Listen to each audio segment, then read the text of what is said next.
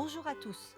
Nous avons vu au cours de ce MOOC en ligne comment les actions en santé sexuelle s'articulent avec les 17 objectifs du développement durable publiés en septembre 2015 par l'Organisation des Nations Unies.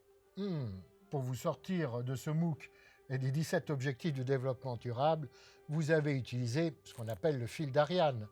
Après avoir erré dans ces dédales d'objectifs, en s'attardant le plus souvent sur les 6 objectifs du développement durable en lien avec la santé sexuelle, l'objectif 3, la santé, l'objectif 4, l'éducation, le 5, l'égalité des femmes et des jeunes filles, l'objectif 10, la réduction des inégalités, le 16 pour une justice équitable et le 17 pour un partenariat indispensable pour atteindre ces objectifs et surtout pour sortir de ce dédale.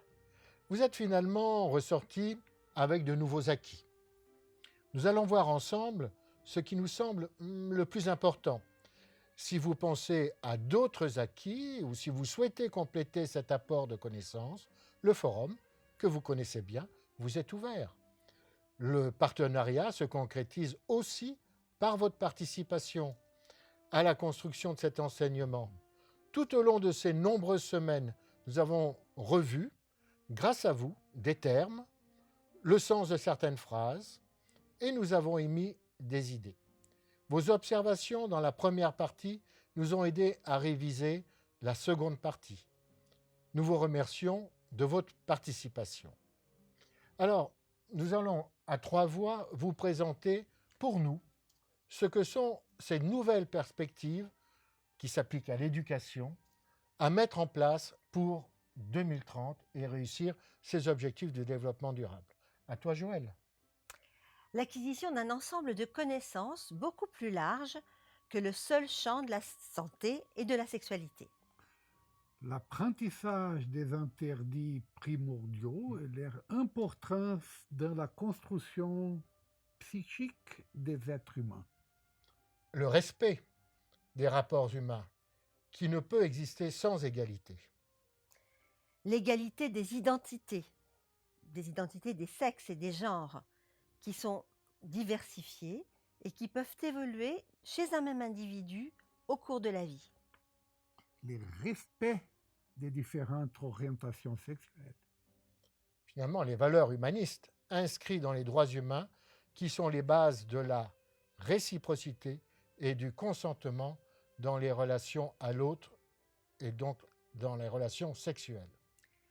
La dissociation de la dimension génitale et de la dimension érotique dans les relations sexuelles, qui peuvent aussi coexister en fonction des étapes de la vie et de l'expression de la spiritualité de chacun. La construction d'une culture ouverte et honnête dans le respect des valeurs humaines et des droits humains. L'éducation, priorisant une approche positive dès l'enfance du respect de soi-même, du respect des autres, ainsi que la mise en application des valeurs humanistes dans toutes les relations sociales, mais aussi intimes.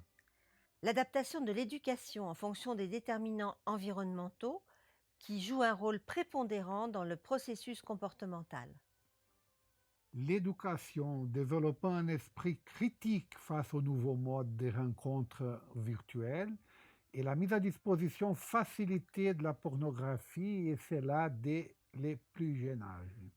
L'éducation qui doit être basée sur le développement des compétences psychosociales tout en assurant la protection contre les transgressions à l'intérieur du cadre familial, éducatif et social.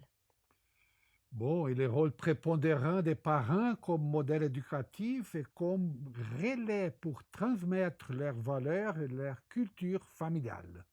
Cette approche de la santé sexuelle est donc une approche, nous l'avons vu, globale et transversale de la sexualité à chaque moment de la vie, dans l'objectif de favoriser une vie sexuelle sécuritaire, renforcer l'autonomie et les choix éclairés, assurer la satisfaction personnelle de la sexualité. Eh bien, cette histoire des pommes, hein?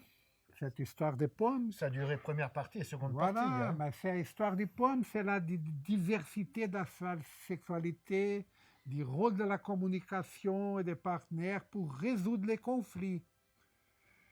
Une dernière histoire philosophique, encore plus philosophie, hein, c'est le renouvellement perpétuel de la vie. C'est le phénix qui renaît de ses cendres. On est toujours en train de renouveler. On a la création, la naissance, la destruction massive cellulaire, la mort de chaque chose et de chaque individu est intimement liée à la sexualité. Et comme la sexualité, c'est tout, hein? On a parlé au début des pommes. Ouais. La sexualité, Et maintenant c'est des pas fruits. que des pommes. Et Mais ouais. la sexualité C'est- sont des fruits. C'est encore plus diversifié que les pommes. Des fruits pour goûter, Oui. des fruits pour reproduire, des fruits pour nous montrer la belle diversité de la vie, de la sexualité. Et des n'est-ce pas? fruits pour partager. Des pour partager. Partager. Une bonne citronnade tous les trois, ce serait bien. Ça nous ferait du Eh bien, bien. écoutez, On vous souhaite une belle vie après ces cours. voilà. Et prochainement, peut-être, on allait vous retrouver dans un prochain cours. Dans nos prochains cours, vous avez, je vous rappelle, nos conférences ouvertes pour tous, la chaîne YouTube où vous nous retrouvez, la santé sexuelle pour tous, Et nos livres qui vont paraître. et les livres qui paraissent régulièrement, hein, on n'est pas ni au premier ni au dernier, Voilà. qui vous permet d'avoir une culture diversifiée et des approches diversifiées concernant la santé sexuelle. Un dernier quiz, je vous rappelle, qui est l'équivalent du quiz initial, les mêmes questions qui n'ont rien à voir avec votre progression par rapport à la seconde partie du MOOC et qui va nous aider à améliorer ces cours en ligne. Voilà. Merci à tous. À Merci, bientôt à à tous. bientôt. Au revoir. Au revoir.